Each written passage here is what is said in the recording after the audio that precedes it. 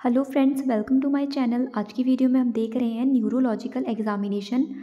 ये वीडियो बहुत ही ज़्यादा रिक्वेस्टेड वीडियो है। बहुत दिनों से कमेंट आ रहा था कि मेंटल हेल्थ नर्सिंग की जो आर श्रीवनी वाली प्रैक्टिकल रिकॉर्ड फाइल है वो देखना चाहते हैं बच्चे, सारी ही उसके असाइनमेंट देखना चाहते हैं। तो इसलिए ये वीडियो आज बनाई गई है। सबसे पहले न्यूरोलॉजिकल एग्जामिनेशन जब आप पेशेंट का करोगे, लेवल ऑफ कॉन्शियस हम देखेंगे उसका कि कॉन्शियस है, अनकॉन्शियस है या सेमी कॉन्शियस है। तो यहाँ पर लिखा है सेमी कोमिटोज, यानी कि वो सेमी कॉन्शियस है, पूरी तरह से वो जागृत भी नहीं है और ना ही वो पूरी तरह से बेहोश है, बीच में है, यानी कि वो सेमी कॉन्शियस लिख सकते हो, सेमी कोमिटोज एक ही बात है।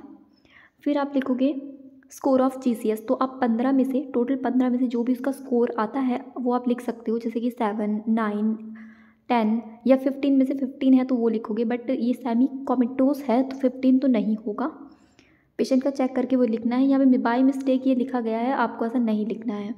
फिर हम एमएससी करेंगे, यानी कि मेंटल स्टेटस एग्जामिनेशन। उसमें हम जर्नल अपीयरेंस देखेंगे पेशेंट का, तो है क्लोथ अप्रोप्रिएट है, concern about appearance, good posture. Next है स्पीच देखेंगे कैसी वो बातचीत कर रहा है, slow, irregular, repetition of words को रिपीट कर रहा है। नेक्स्ट है thought process, flight of ideas है, थॉट ब्लॉकिंग है। फ्लाइट ऑफ आइडियाज़ यानी एक बात से दूसरी बात पे चले जाना, एक बात पूरी हुई नहीं वो कोई और ही बात जोड़ दी साथ में। थॉट ब्लॉकिंग यानी कि उसके जो विचार हैं वो कहीं पर रुक गए हैं, एक ही जगह पे वो फिक्स हो चुके हैं। उसके बाद मूड है, तो change of mood are present, mood swings हैं। फिर देखोगे आप कॉग्निटिव फंक्शन, कॉग्निटिव यानी कि हमारे इंटेलिजेंस से जो रिलेटेड है, ज्ञान से जो संबंधित है। तो यहाँ पे है conscious, Orient about self. Next है attention and concentration.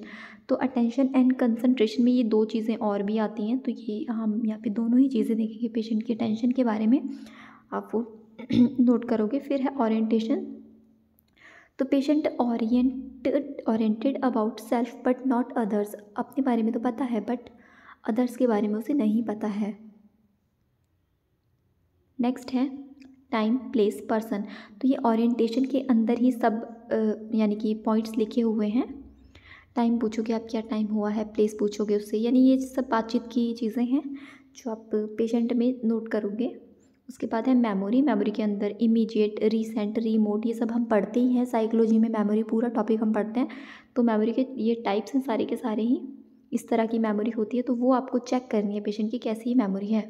Immediate memory उसकी ठीक है, जो रिसेंट मेमोरी है वो शॉर्ट टर्म है, और लर्न आफ्टर रिकॉल है। रिमोट मेमोरी उसकी पुअर है। फिर जर्नल नॉलेज आप देखोगे पेशेंट का कैसा है, थोड़ा सा उनसे बातचीत करके पता कर सकते हो आप। Abstract thinking, judgement, insight present है या नहीं। तो कंप्लीट डिनाइल ऑफ इलनेस, यानी उसको नहीं पता कि उसे क्या प्रॉब्लम है। इनसाइट यानी कि खुद की प्रॉब्लम के बारे में पता होना। फिर है स्पेशल फंक्शन, तो इसमें आप ये तीन चीज़ों में से कुछ उसमें देखने को मिलता है आपको, तो आप लिख सकते हो जैसे कि एफेजिया। एफेजिया में पेशेंट ना बातचीत नहीं कर पाता है, नहीं बोलता है, बोलने में उसे प्रॉब्लम रहता है। फिर आप नेक्स्ट जो चीज़ है हमारी वो है क्रेनियल नर्व एग्जामिनेशन। जो क्रेनियल नर्व्स होती हैं टोटल 12 होती हैं, वो सभी का एग्जामिनेशन यहाँ पे किया है, जैसे कि ऑल्फैक्टरी, ऑप्टिक, ओकुलोमोटर, टोक्लियर, अब्डुसेंट। यहाँ पे 3 नर्व्स लिखी हुई हैं, तो उनका यहाँ पर हमने जो भी आपको फाइंडिंग मिली, यानी कि इनमें से प्रेजेंट एब्सेंट को आपको टिक करना है और यहाँ पे लिखना है, बस इतना सा काम है यहाँ पे। ये सब आप पेशेंट में देख कर ही ढंग से कर पाओगे। फिर ट्राइजेमिनल नर्व को चेक करोगे, facial nerve, vestibule, cochlear, glossopharyngeal, vagus. फिर ये नर्व्स जो है कंटिन्यूशन में यहाँ पे आप लिखोगे वेगस नर्व का और दूसरी वाली नर्व का। फिर ये स्पाइनल असेसरी नर्व के बारे में चेक करना है, हाइपोग्लॉसल नर्व जो हमारी टंग से रिलेटेड है, मूवमेंट ऑफ टंग। तो यहाँ पर आप पेशेंट को देखोगे जब, तो आप ये सब चीज़ें नोट कर पाओगे ठीक से। ये आपको यानी कि असाइनमेंट बनाने में आपको हेल्पफुल हो जाएगा, जो न्यूरोलॉजिकल एग्जामिनेशन है वो। फिर मोटर फंक्शन असेसमेंट है, motor function assessment, muscle size, muscle strength, muscle tone, ये सब कुछ हम लिखेंगे यहाँ पे। बस नॉर्मल, एडिक्वेट, ये सभी लिखा हुआ है, इतना कुछ खास नहीं है। ये आप पेशेंट में चेक कर सकते हो, उसका मोटर फंक्शन कैसा है, असेस करना है वो भी आपको। उसके बाद सेंसरी फंक्शन का असेसमेंट आप लोग करोगे, सेंसेशन के बारे में जिसमें कि पेन, टेम्परेचर, टच, वाइब्रेशन, ये सब आता है। फिर असेसमेंट ऑफ सेरिब्रल फंक्शन, तो इसमें आता है finger to finger test, finger to nose test, Romberg test, tandem walking test, ये सब आप चेक करोगे। ये सारे टेस्ट करने होते हैं, यानी कि परफॉर्म करके देखना होता है। फिर जो आपको फाइंडिंग मिलती है वो आप लिखते हो।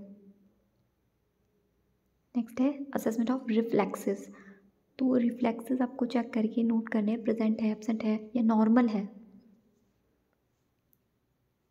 लास्ट में हम समरी करेंगे। जो भी आप न्यूरोलॉजिकल एग्जामिनेशन करोगे, पेशेंट जो आपका है, जो आपको रिजल्ट मिला है, इस चीज़ की आप समरी यहाँ पे लिख देते हो, तारीख वारीख लिख लेनी है।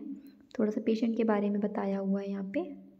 पेशेंट है हमारा न्यूरोसिस, जो भी उसे प्रॉब्लम है, कुछ भी डायग्नोस उसका हो सकता है, मतलब यहाँ पे ऐसा लिखना ज़रूरी नहीं है, कोई भी उसको डायग्नोस हो सकता है, वो आप लिख सकते हो कि ये पेशेंट है।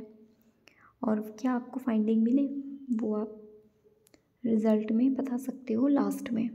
तो दोस्तों ये काफ़ी रिक्वेस्टेड वीडियो थी, इसलिए मैंने इसको बनाया, थोड़ा जल्दी जल्दी बनाया, क्योंकि मेरे को थोड़ा टाइम भी कम लग रहा था, बहुत दिनों से रिक्वेस्ट आई थी, इसलिए मैंने थोड़ा फास्ट में ये वीडियो बना दी है।